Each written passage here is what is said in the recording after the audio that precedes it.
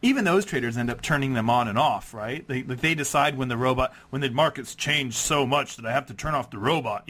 Even those traders are not really, removing the human element. Yeah, there's some famous examples of massive funds that, lost billions of dollars because they tried to cut emotions out of trading completely. Two traders, Darren and Walter, pull back the curtain on profitable trading systems, consistent money management, and profitable psychological triggers. Welcome to the Two Traders Podcast.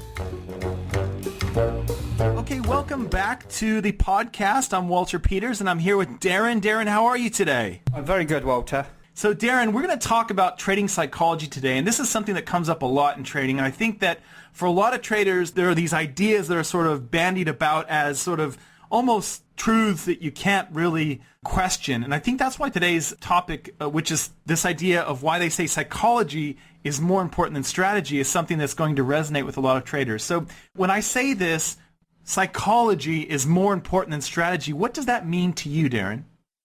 What I mean by that is when we look at our Strategy, we presume that it's completely rational and we've made intelligent and rational decisions to put our strategy together.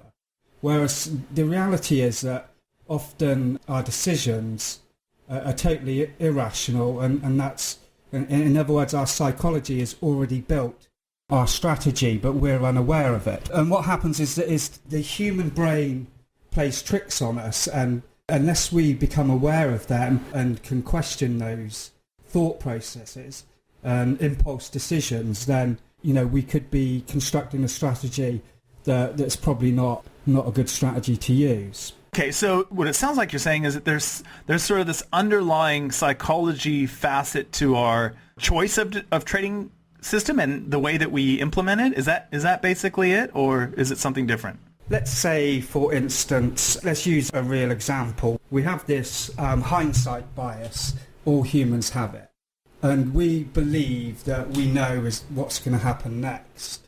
And we have this kind of unconscious thought process where we see something happening visually, and in our brain it's saying, well, yeah, I know what's going on here, I get this, and I know what's going to happen next. This is why using the past to predict the future is so easy for us to take on board as a rational thought, because it's biology, it's natural for us to feel that way. So, for instance, our decision to trade off a particular price level is already inbuilt for us to do that. And I think I would actually argue that we're wired to do that. Like, we have these great capabilities to find patterns and to use, what we call in psychology heuristics. So a heuristic is just a mental shortcut, right? This idea that into our class we're going to have an NBA basketball player and his agent, and they're going to talk about what it's like to be an agent and for basketball players and to be a basketball player in the NBA. So in walks a 6'9" African American and a 5'2" short, portly Jewish guy. And then you hear the short, portly Jewish guy say, okay, since I've been in the NBA, most people are going to think, they're just going to assume that the tall African American is the player and the little Jewish guy is the agent, right? I mean, that's just like how we're built. And it doesn't mean that it's right or wrong. It just makes it easier. Like, we don't have to think about things so much when we can clearly put them into a box, right? Exactly. And we have to be, I suppose you can say, it's self-aware. So we need to know that the human mind does these things and then not rely on them to make important decisions. There's quite a famous experiment that they do where there's like 3 girls with black T-shirts and 3 girls with white T-shirts. And you have to count the girls with the white T-shirts passing the ball. And they're moving around all the time, and you have to concentrate quite hard to watch what they're doing. And then at the end they ask you how many times they pass the ball.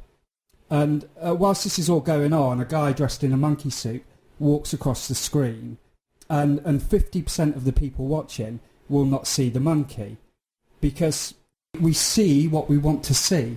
And if you think about the choices that people make when they're trading and how we rely so much on the visual side of it.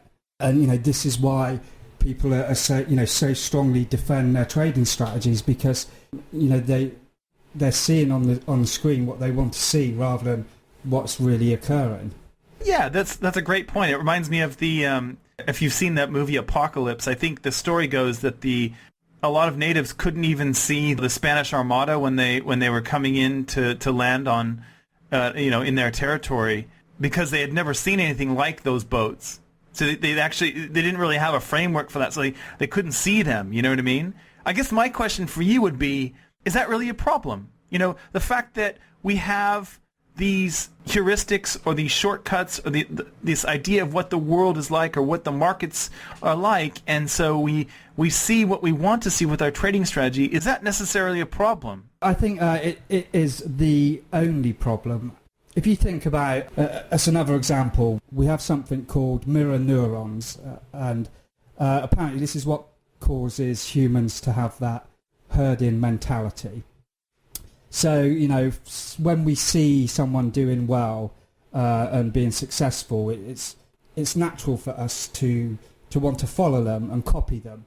And you notice this with kind of trends in trading strategies. Something will be flavour of the month, say. Supply and demand at the moment is very popular. And people buy into that and they believe it. And there's also this thing about simple stories. If you can attach a simple story to something, then we get that in our brain, and it's almost impossible to break out of that. So the common supply and demand story is, well, last time price was here, everyone bought, so next time it came back, those traders will still be here and they'll want to buy again. So that's a really easy story for us to buy into, and our brain much prefers that than just saying, well, it's statistical. You know, there's an element of chance, and the price can turn at any point. So, you know, this is what distinguishes the 5%. Okay, we say the 5% are the high achievers, and they're the ones who are winning in trading, and the 95%, the herd, are the ones that are losing. So what are the 5% doing? They're not following the herd. They're not following their impulsive decisions. They're being more deliberate with their thinking. Okay, so they're thinking deeper about the decisions they're making, because if you just rely on your natural gut instinct, it's going to lead you astray if you want to be a trader. Sure, yeah, absolutely. And that was one of the things that the turtles were taught, right? The turtles were taught that when you've got two trades and you've only really got one more that you can take, according to your risk rules, go with the one that seems least comfortable. Go with the one that you don't like. And I used to do that in my trading, actually. I was just talking about that to another trader today. I said, you know, when I first started trading, I was aware of that rule that they taught, and I used it to my advantage, because I knew that I had, you know, I'm like every other person, really. I mean, I've only really ever met, I think, one trader who I know from the beginning he was wired to make money. Everyone else is like myself, and I don't know if you were the same way, but I in the beginning I just lost money quite efficiently, actually. So I use that rule. You know, I use that rule. If it doesn't look, I don't use it anymore, but when I first started trading, I used that rule, which is, if it seems like it's a trade that's probably not that good, I would rather take that one than the one that I had more confidence in. But one of the things you mentioned was really interesting to me, which is about this, you know, this 5%, what are they doing? They're not necessarily following the herd. When I hear that, the things that I think of are people like trend followers, right? We know the trend followers aren't really following the herd, because most traders are essentially reversal type traders. They look for, you know, reversion to the mean type setups, or, you know, when the market gets too far and comes back a bit. They're often looking for those setups. The vast majority of traders that I've tested have come out like that. They're looking for the turning points in the market. They want the market to come back. And then there are also those traders who don't follow the crowd, who wait for the crowd to get really, really frothy and excited, and, you know, this, like you say, you know, the herd mentality, the mirror neurons are firing, and they're really going for it, right? And then that's when they step in, because they're aware of the fact that that these strong, excitable moves can only last so long before they usually fizzle out, and they usually fizzle out rather quickly. So it's sort of, there are different ways of trading because one is going against the herd when the herd is looking for reversion or retracement or move back to normalcy, and the other one is going against the herd when the whole herd is convinced that, the trend is going to hit the moon. And I find that both of those are fascinating, mostly because I consider myself a contrarian and someone who believes what you say, Darren, that the true path to success in trading is to make sure that you're not doing what everyone else is doing. Does that sound fair to you?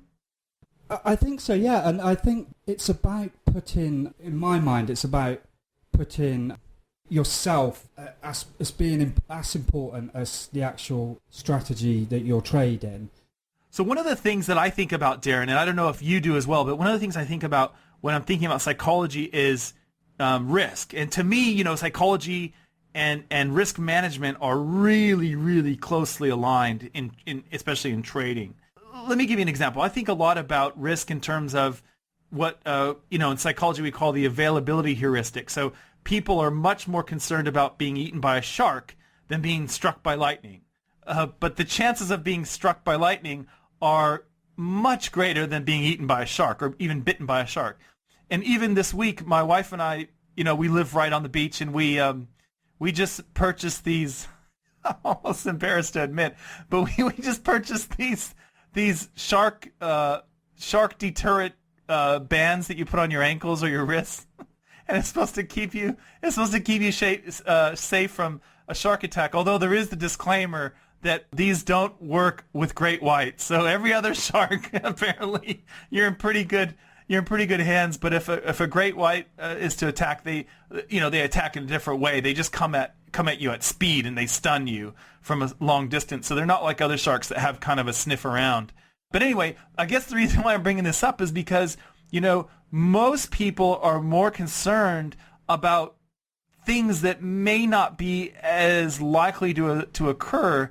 And so I guess we have these things that, shark attacks, being robbed at gunpoint or an airplane crash, or these things that are really, really unlikely to occur for most people, and yet we think about them. So how do you approach risk in terms of trading and how that fits into, the psychology of it? Well, I used to, like most traders, think of risk as in terms of numbers. So I wanted to measure my risk, what my win rate was, how many pips my stop would be. So it was all numbers. And apparently what we do as humans is when we assign numbers to something, it gives it a kind of a level of authority. And we find it really easy to believe in that.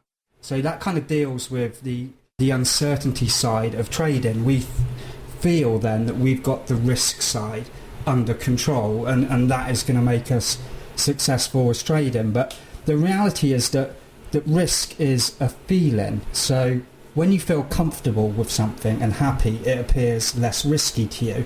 So if you were a base jumper and someone asked you if your sport was risky, you wouldn't say it was particularly risky because you feel comfortable with it.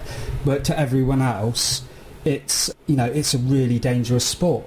And that's how we as humans really judge risk, is by feeling. And if you ask a trader or you listen to traders having a conversation about risk, what they want to do is they want to reduce the stop loss because they see that as a way of them controlling their risk, but they're not actually making any difference to their risk at all. If you move your stop closer to price, you're more likely to get stopped out. Although it's a smaller loss, you'll get stopped out more often. So essentially, the actual risk remains the same, but your feeling's different, you see. You feel happier because you've moved your stop closer to price, but you may, in that by making yourself feel more comfortable, have actually made your strategy less effective. And this happens with nearly all of the elements of trading. You look at the technical ideas that are most popular, and there's nearly always one of these core human biases, impulse decisions behind that explain these decisions.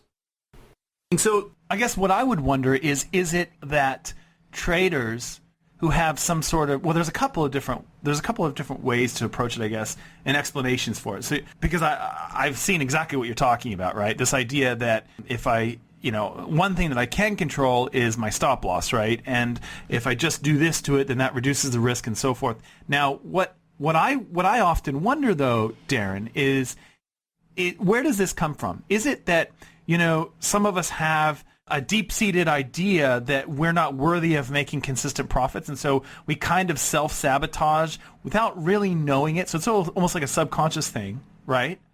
Or is it something else? I think it's, if you read people who've studied this, their ideas on this, they all say that it comes from when we were children. And then people kind of discount that because they seem to think that they're an adult now and they think differently now they're an adult to when they were a child. And I read a really good analogy on the subject. A guy was saying that when we're young, we think there's like a man in the moon. And then when we get older, we become traders. We think the broker moved the market against us to take out our stops. So, we're still like inventing the same stories to make the uncertainty easier to deal with. So when we're a kid, we don't understand planets. We make up this story, this human story that's easy for us to take into our psyche. And we do exactly the same as traders. And you see it all the time. Yeah, I got stopped out on that one because it was overbought and New York had just opened. And so they concoct this story, whereas really, statistically, you're going to win some, you're going to lose some. And you need to be self-aware of that you're not just, relying on your impulse decisions to explain why you've made a loss. So where does that comfort come from? Like you were talking about before that, we yearn for this feeling that the risk has been removed or decreased or, changed somehow in our favor, and we want to get to that place where we're comfortable, right? And I'm wondering where that comfort comes from. Is it from experience? Is it from having these sorts of experiences in the market repeatedly? And so you get to that point where you've seen it enough that you kind of have a good idea of what's going to occur? Or is it something else? Is it just, the blackjack player who plays so many hands of blackjack, he gets to the point where it's okay that he's lost $50,000 today because, he knows that tomorrow he'll probably make money or whatever. Is that, where does that comfort come from? I think for me, your first idea is correct. It comes from hard work, but when you say that to people as traders, they think that means just hours staring at the chart, and that's not hard work at all. You need to work on yourself and your own psychology and maximize your abilities that you already have. So, for instance, if we use the analogy of a footballer, let's say you were a footballer and you played midfield, defensive midfield, then you've got a natural inbuilt ability and some real world experience of perhaps being attacking but at the same time slightly defensive minded. So then when you come to work on your trading psychology and your trading strategy, you take that element of your self that already exists and then you work on that and you improve that to the maximum. Ed Sekoda, I know you like to quote him, he said, trade is not only on your screen.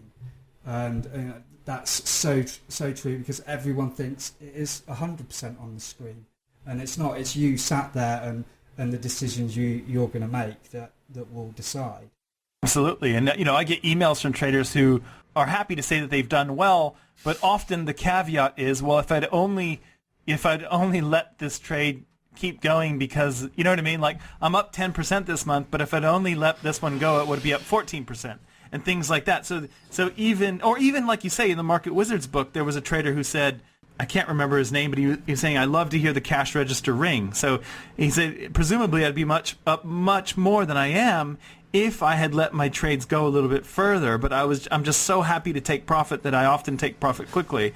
And that's exactly what you're saying, right? I mean, essentially, there's two different pieces. There's the trading system and our trading plan, and then there's sort of us, the psychology of us and how we interact with our trading plan, really, because there are no pure, robot traders. I mean, even those traders who come to me and say, well, I'm just going to automate this and take the emotions out of it, even those traders end up turning them on and off, right? They decide when the markets change so much that I have to turn off the robot.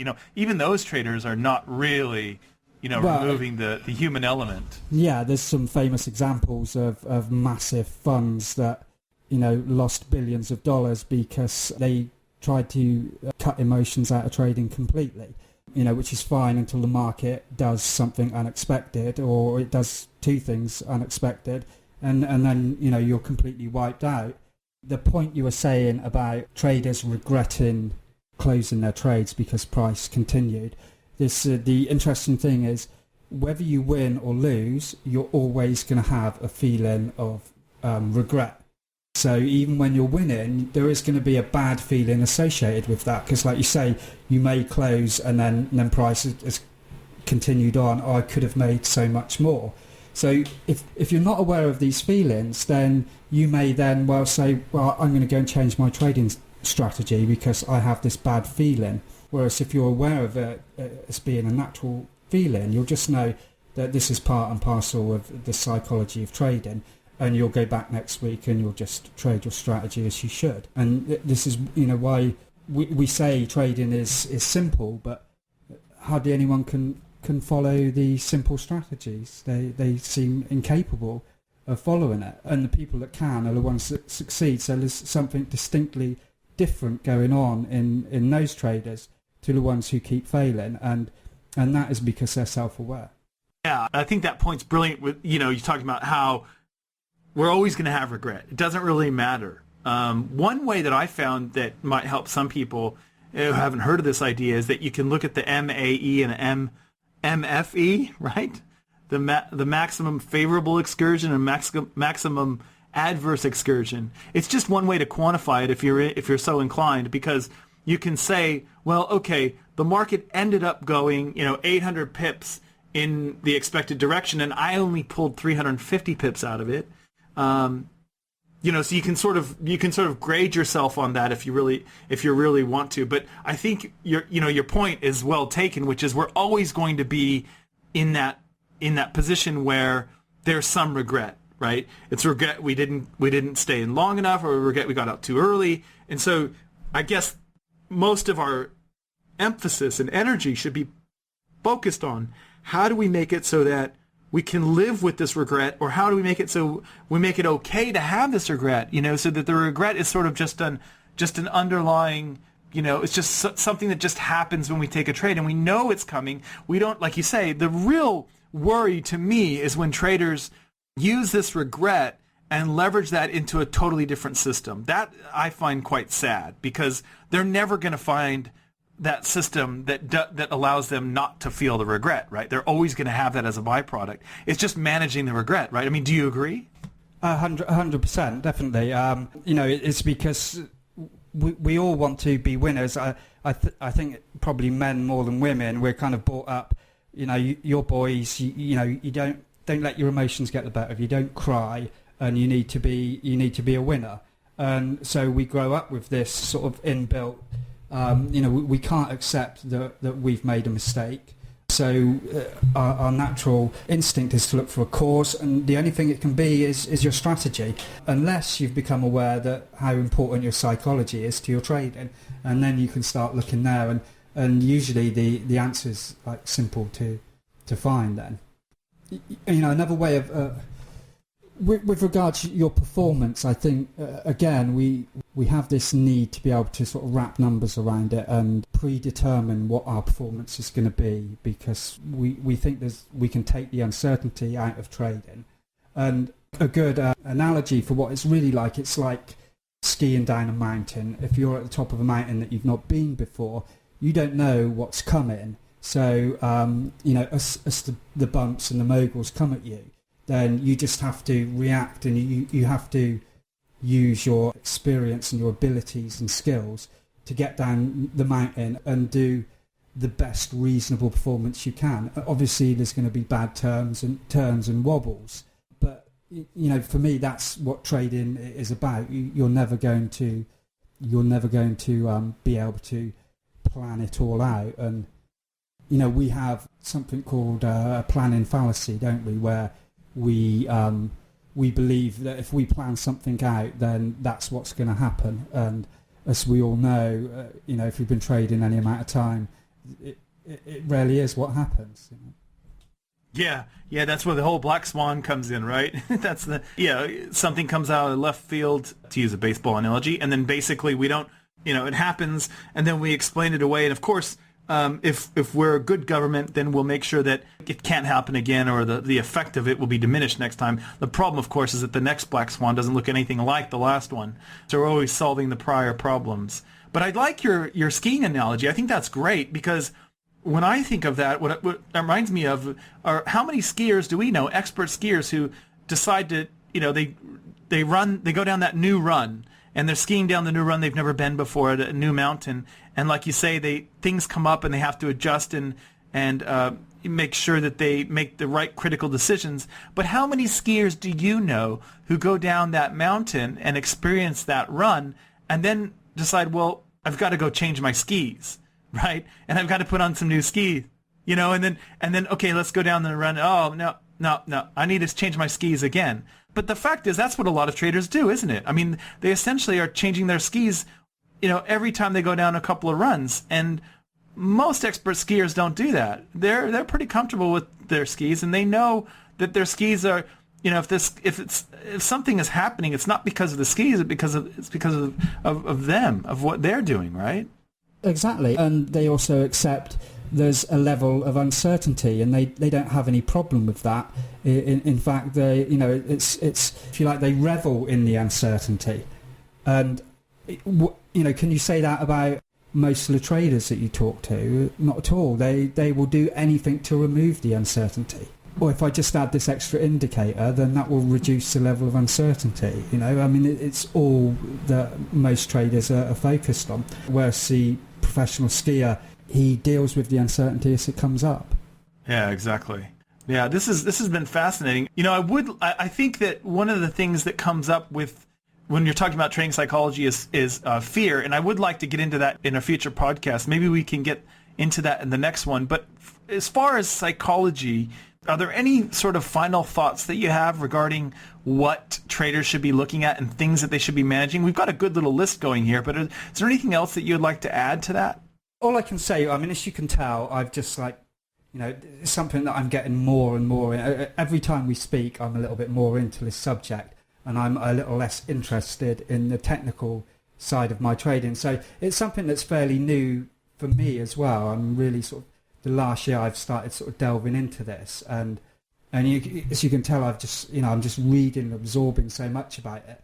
And for me, the light bulbs that come on studying this, they're way brighter than anything I ever got when I was studying the charts. So I'm really excited about it. There's a lot of good stuff out there. There's a lady called Denise Scholl, and there's someone called Faulkner. Have a little search on Google for them. They've wrote some really good stuff that's simple and easy to understand. And just a little exercise that I do when I'm trading now, which kind of is just like a simple psychology exercise that you can start using. So whenever you're going to make a trading decision, say an entry or an exit, just vocalize what your feelings are at that key moment. Speak them out loud, or even better, get up and walk around and vocalize what you're feeling and what you're going to, what action you're going to take, and see if you just doing that simple exercise will reduce the mistakes you make in your trading day. So if you do things like you see a big retrace and you take profit even though it's not in your strategy, just try in that moment. Those moments will feel quite high energy and tense. That's the time to get active and vocalize your feelings, and just see if you can start using your psychology to make better decisions. It's just a little simple exercise. That's a great tip. It's sort of like an emotional journal, so to speak, for your trading, isn't it? Yeah, exactly. Yeah, that's a great idea. Actually, writing down your feelings at these key moments apparently is really helpful as well. Yeah, that's one of the things that you a lot of experience, or a lot of people, I should say, experience with journaling, right? It sort of allows you to, you have all these ideas, or at least I do, and maybe other people listening, you have these ideas sort of jumbling around your head, and when you actually sit down and vocalize or actually write them out, it kind of makes it clear, where you are in your life and the next steps, and also, that's a very Western way of thinking of the next steps, but also it allows you to just kind of organize what's been going on in your head, and it would also have the same effect, wouldn't it, for your trades, which presumably are, some of the most important decisions you're making in your life every day are these trades, because, a lot's riding on them in terms of, your viability as a trader, your confidence as a trader, whether or not you're able to, get out of that job that you want to leave or whatever. There's a lot riding on those. So I think that advice that you've given is really good, Darren. Thanks for sharing that. I think that's an excellent thing that people can do in terms of, an everyday tool that you can use. And it's as easy as recording your thoughts, on your phone, isn't it? You just click record on your phone and just vocalize what your thoughts are in your trade. And I suppose it would make sense to do it when you're taking the trade, when you're doing any sort of managing, moving to break even, taking partial profit, and then when the trade is over, right? Is that the thought there?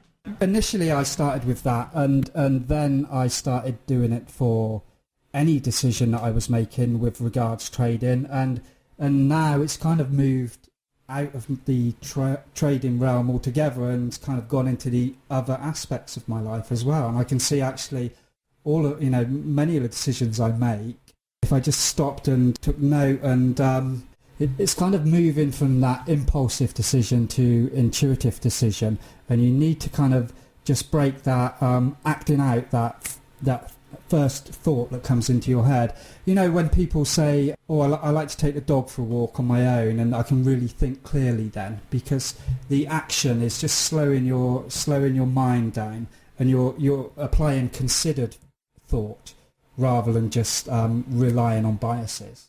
Absolutely, yeah. And I think that's why people enjoy things like surfing, where you're spending a lot of time sitting out there, often alone, or running, where you spend a lot of time sort of with your thoughts, and even, like you say, walking your dog. I think a lot of people who have those sort of reliable habits where they can do this, it makes a big deal in your life. And it's not really the act of running or surfing or walking the dog. It's just the advantage you have in terms of organizing your emotions and your thoughts, really, and getting a handle on where you are, really, isn't it? Yeah.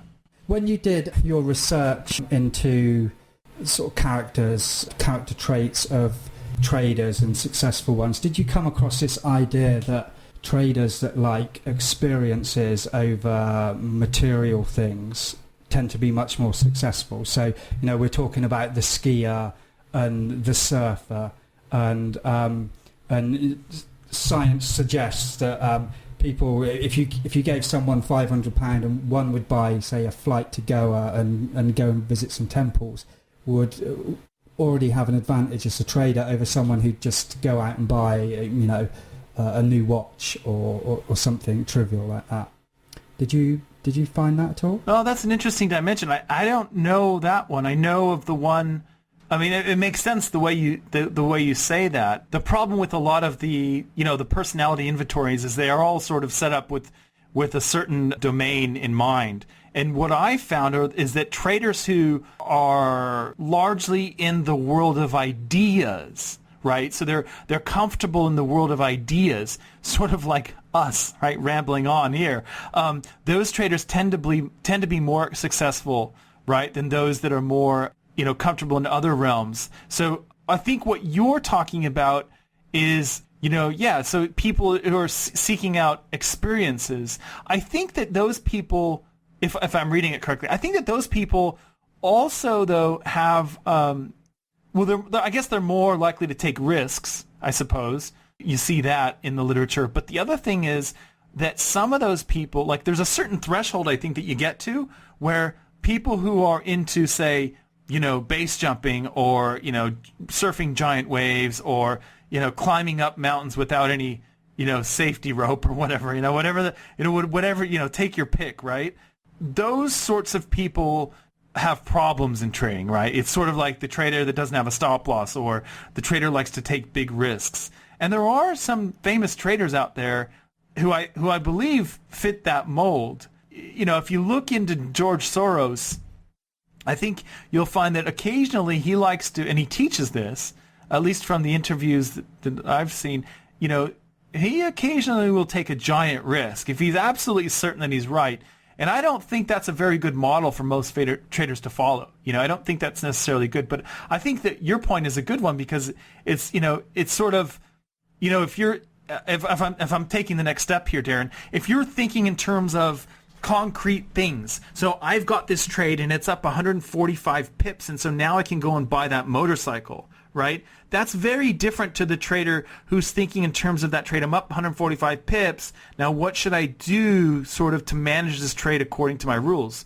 I don't know if that's exactly what you were getting at because that might be too far, the leap. But basically I think that idea of sort of following your plan and staying true to the execution of your system is more important than seeing the pips in terms of, you know, concrete value or what the material value is of this trade, because then it becomes really tempting to take the trade off and go ahead and go and buy that motorcycle. You know what I mean?